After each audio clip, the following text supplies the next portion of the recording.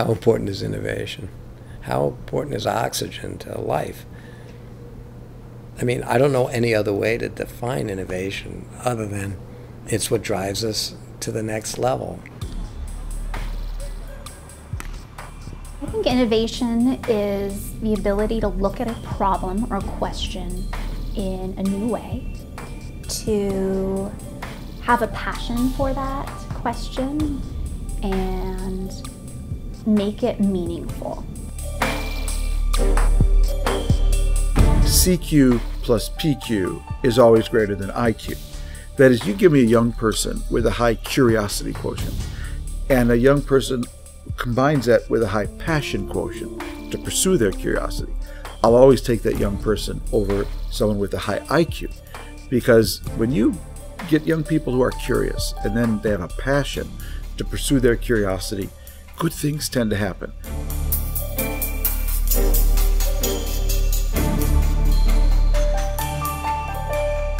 The future lies for our country to become more productive.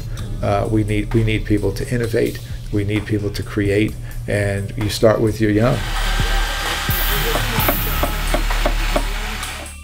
Raising someone with an intention that they'll be an innovator is actually different than raising a child that you want to behave all the time and be quite compliant. You know, how do I help create an environment for this child to be curious, and to ask a lot of questions and not be in any way inhibited by the answers that he comes up with.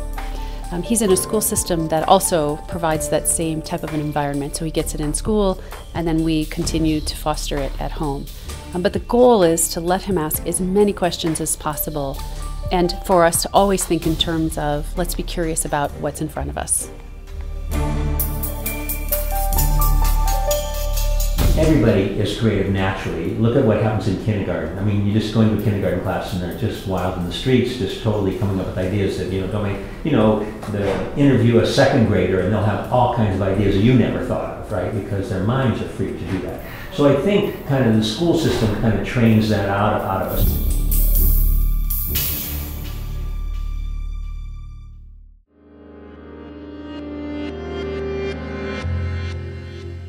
Our school really gives enough time for really to get invested in something, to really figure it out. It's not a quick study of something. If you're interested in blocks, you can build with blocks for a 2-hour period of time and really sort of experiment with materials. We talk about sort of these basic open-ended materials that we have for children every single day. There's blocks, there's clay, there's easel painting, there's sand and water. In that environment, children have a way to work with each other that's very collaborative.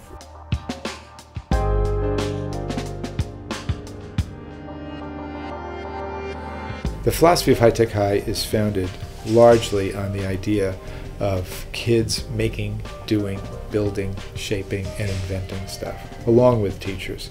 And you can see when you're here that we're producing things, because when you're producing things, you're also consuming those technologies, but when you're consuming those technologies, you're not necessarily producing those technologies.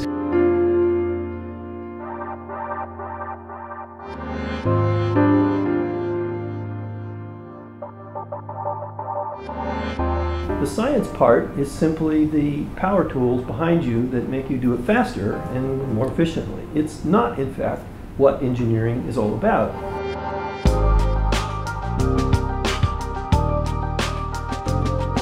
The curriculum at Olin requires that all students have a series of courses in design.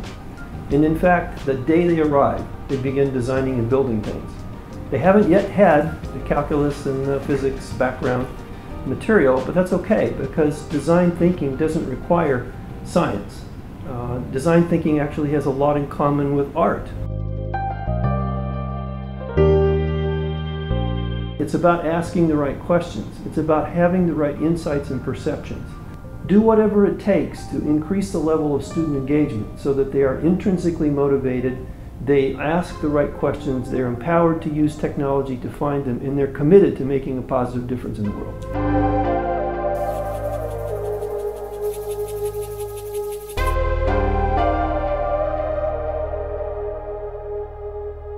I think there's a class of young people that really want to change the world.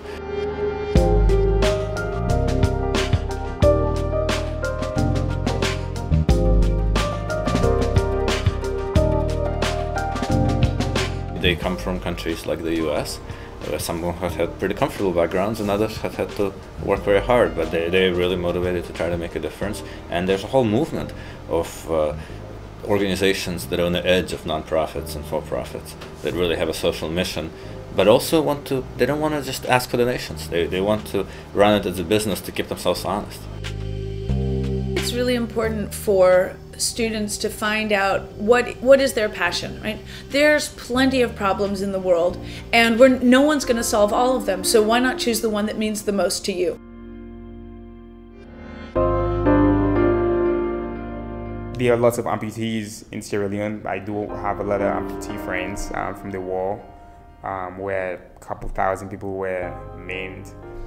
Allow the user to work in different terrains, to work in a rainy season, to do things on ground that is not level, but also have it be low cost and have it be enabling, have them to have another dimension to their lives. They have to be able to do more than just work. They have to be able to do their basic general life.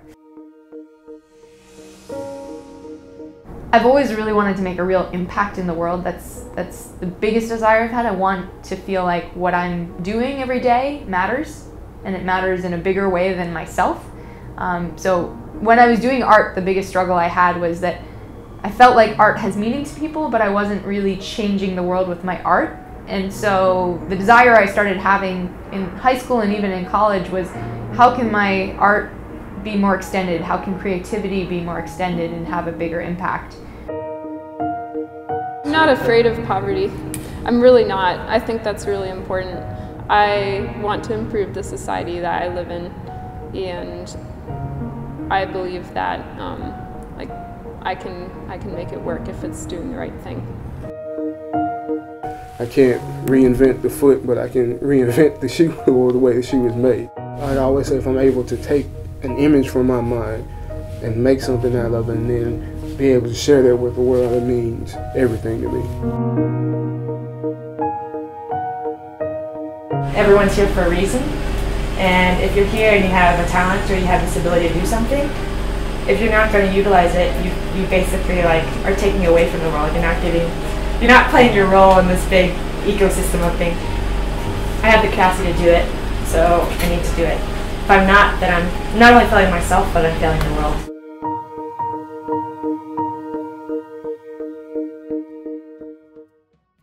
The one thing that cannot be commoditized is innovation. It is increasingly clear to me that young people who are capable of innovating in whatever they do, not just high-tech stuff, but in any kind of job, are really going to have richer, more satisfying lives and many better opportunities to earn a decent living, to have interesting and challenging and rewarding work. So rather than all kids college ready, what I've come to see is that we need to think about all students, all children, innovation ready. And that poses a profound set of challenges for us as parents, as teachers, as mentors, and employers. What must I do to enable my child or my student to be innovation ready?